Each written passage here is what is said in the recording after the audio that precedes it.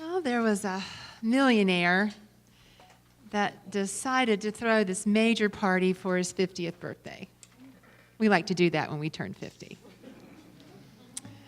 So during the party, he's a bit bored, and he decides he wants to stir things up. So he grabs the microphone and announces to his guests that down in the garden of his mansion, he has a swimming pool with 2 great white sharks in it. And so he offers anything he owns to anyone who will swim across that pool. He must have been really bored. So the party continues for some time with no one accepting the offer until suddenly there's a loud splash. And all the party guests run to the pool to see what has happened. And in the pool, a man is frantically swimming as hard as he can. And fins come out, of the water, and jaws are snapping, and the guy just keeps on going. And the sharks are gaining, but the guy manages to reach the end, and he leaps out of the pool soaked. And the millionaire grabs the microphone and says, "I am a man of his word. Anything of mine I will give. For you are the bravest man I have ever seen. So what will it be?" the millionaire asked. And the guy grabs the mic and says, "Why don't we start with the name of the person that pushed me in?"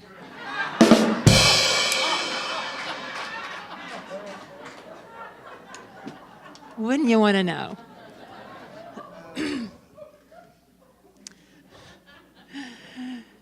So this fellow was pushed in the pool. And of course, I had to tell that joke today because we're talking about a pool today. So it seems that after Easter, Palm Sunday, and Easter, I had, because I'm back at the back door, and, some of you just share your thoughts about the talk, and you're like, "We want to hear some more Bible." So I'm like, "Well, I'll give you some more Bible." So I thought, let's have some more Bible, and let's have a story from Jesus. So you ready? Okay. All right. So this is from Book of John, chapter 5. And so Jesus went up to Jerusalem after a festival of the Jews.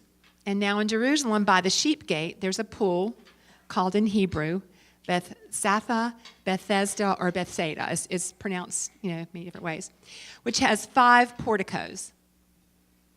In these lay many invalids, blind, lame, and paralyzed, who were waiting for the stirring of the water. For an angel of the Lord went down at certain seasons into the pool and stirred up the water. And whoever stepped in first, after the stirring of the water was made well from whatever disease that person had. So one man was there who had been ill for 38 years. When Jesus saw him lying there and knew that he had been there a long time, he said to him, "Do you want to be made well?" And the sick man answered him, "Sir, I have no one to put me into the pool when the water is stirred up. And while I am making my way, someone else steps down ahead of me." Jesus said to him, "Stand up, take your mat, and walk." And at once the man was made well, and he took up his mat and began to walk. All right, so that's the story. And so let's go deeper. Because I just want to presence that that's what metaphysical interpretation is in unity, is that, so we read the story and we start to just go deeper and look at what parts of the story reflect back to us, who we are, what does it mean to us, and how can we apply it in our lives today.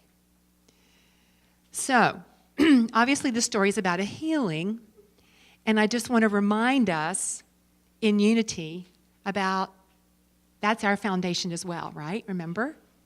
Okay, for those of you that don't know, Myrtle Fillmore, who was the co-founder of Unity, healed herself. She was told her entire life that she was sickly.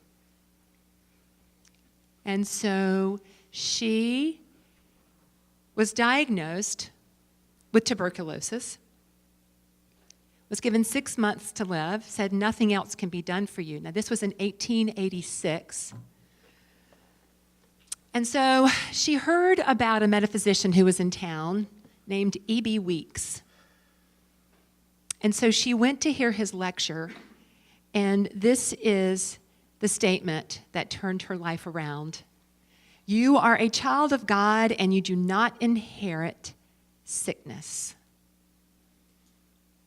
So she took that into her heart. She sat with it for 2 years in meditation, 2 hours a day, where she asked her cells, her body, her organs, her very being for forgiveness for the ways that she had informed them that were not the truth of what they are.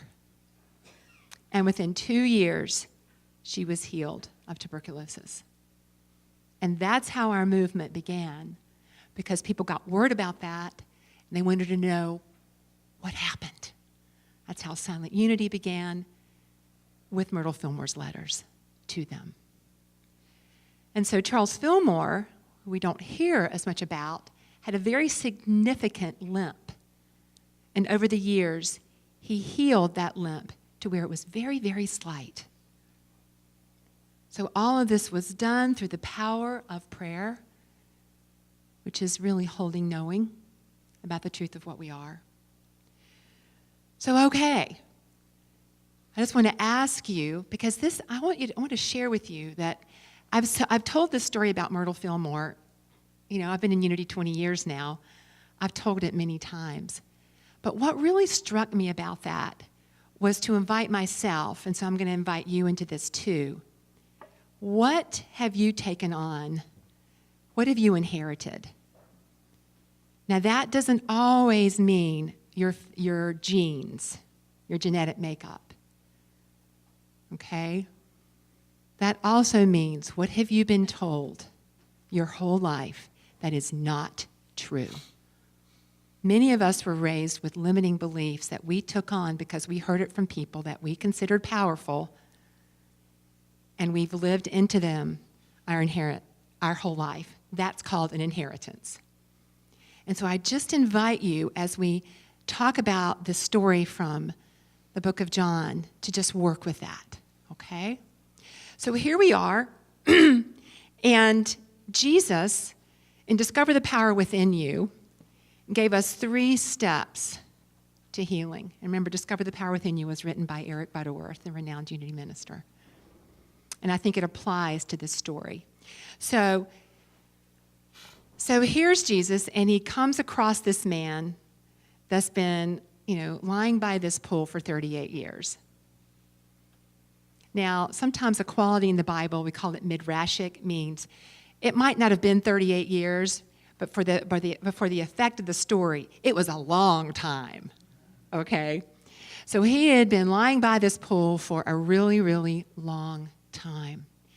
And so the first thing he asked him was, hey, buddy, do you really want to be made well? That's the first step. I love that, because what it calls us into is, what do we want? The first step in a healing is to connect with what we really want. Do we really want to be well? Do we want to be healed? And I want to presence, folks, that a healing, to be healed, does not always mean to be cured of something. Healings happen a lot when people are ill with terminal illnesses. Do you see? And maybe the illness isn't cured, but many healings can take place in that process. Right? Okay. So, Jesus' question to this man is, do you really want your life to change out of what you know right now? Because you notice the guy was like, well, the waters stir, and I can't get in there. Want, right? Our story. Jesus did not engage in that, did he?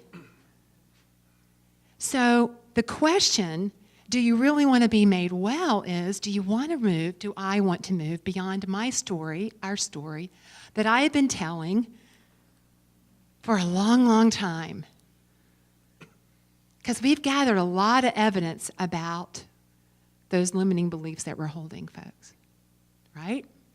Okay. So, are we willing, Jesus was really asking, are you willing to change the way you're thinking about yourself, the story you are telling, and what is possible?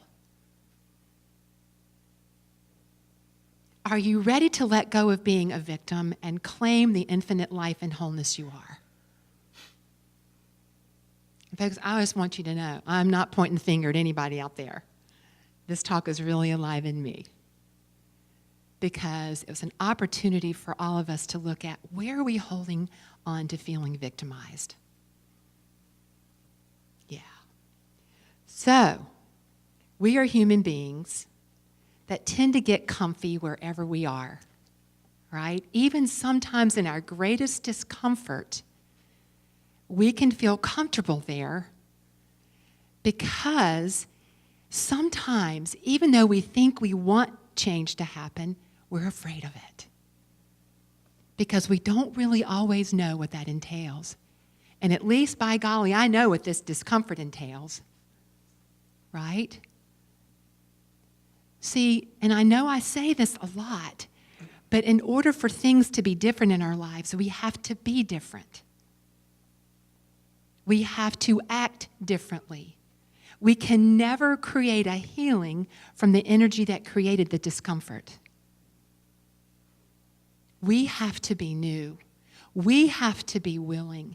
And so Jesus' question, which is the first step, is, are we willing to change? Are we willing to have things be different? Eric Butterworth talked about in Discover the Power Within You that we need to work diligently in our prayer time to renounce any tendencies to accept and hold on to anything less than knowing what we are. If you desire healing, he said, with all your heart, if you accept it and are willing to let go of everything less than knowing the wholeness you are, then you can certainly be healed. All right, so step 2.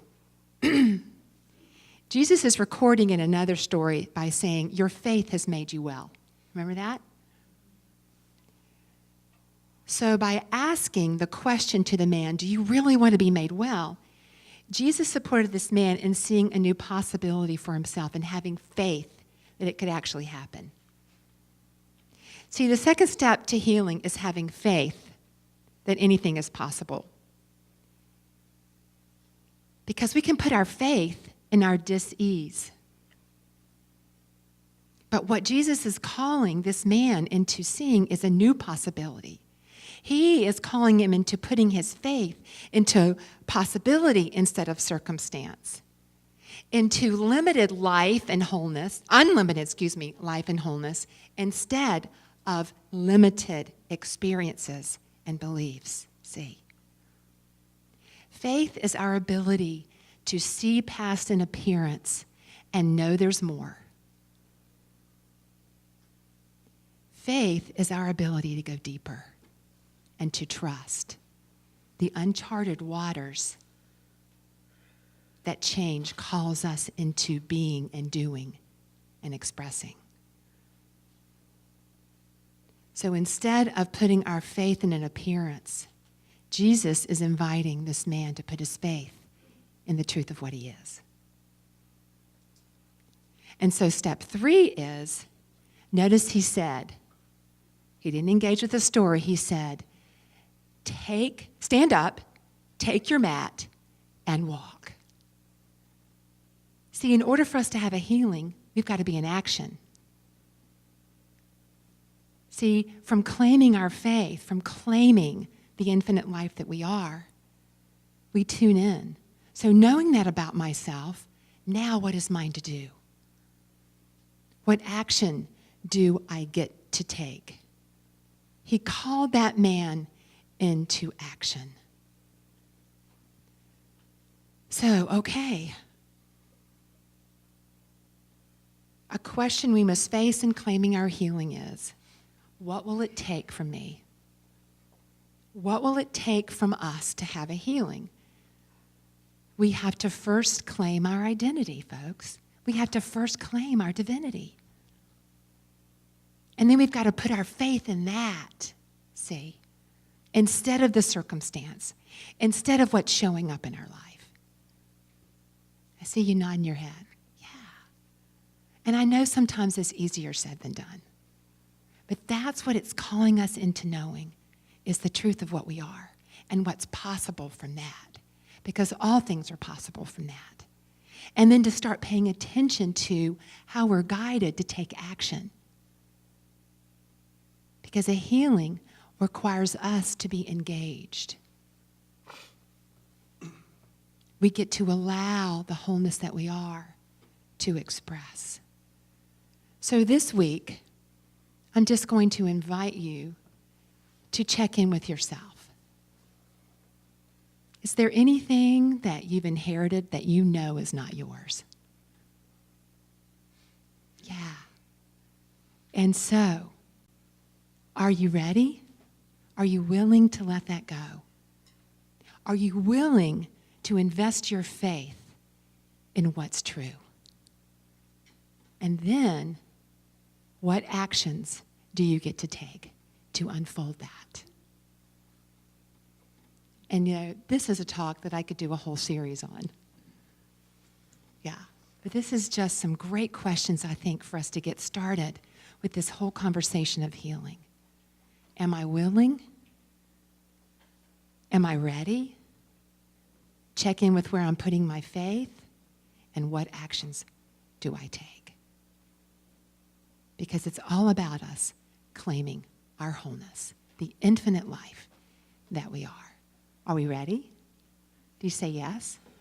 All right, let's affirm together. I claim my wholeness now.